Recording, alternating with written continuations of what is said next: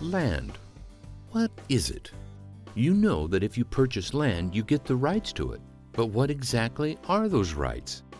What if there's oil underneath your land? Even better, what if there's a huge diamond or gold? When someone owns land, they get the surface, including natural objects already present, the subsurface, and the air rights just above the land. These are all subject to governmental regulations, but assuming these rights have not been sold off previously, they belong to the owner of the land. While some of you have never seen the TV show The Beverly Hillbillies, you might remember or have heard the theme song. Well, the first thing you know, old Jed's a millionaire. I guess it's good for Jed those mineral rights had not been sold off before he purchased the land. Technically, these rights extend to the center of the earth, but unless you're in the next Hollywood blockbuster, it's probably going to be tough to get there.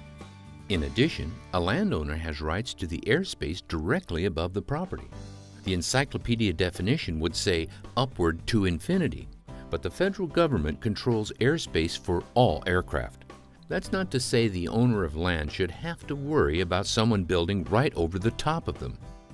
In the big cities like Boston and New York, air rights are commonly sold to allow a developer, let's call him the Donald, to say, put a cross bridge or walkway halfway up between two large buildings that have a small building in between them.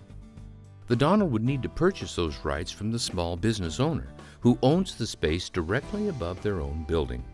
In some cases, air rights might have to be purchased not for building on top of someone, but for even blocking the sunlight or view of others.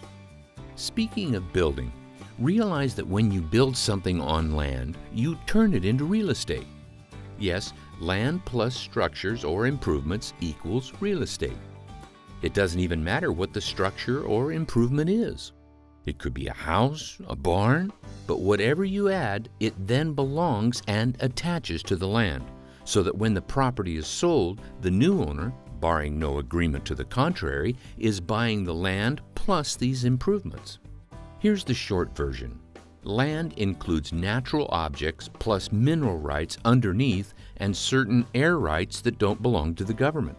When an owner builds something, they turn the raw land into real estate. Just think of Jed Clampett. Up through the ground came a substance included in the mineral rights that Jed was unaware he owned. But because he did, he could use the money to buy an expensive lot that was really real estate because it already included a mansion someone in Beverly Hills had previously built. Well, I guess it doesn't have the same ring as the original, but you get the idea.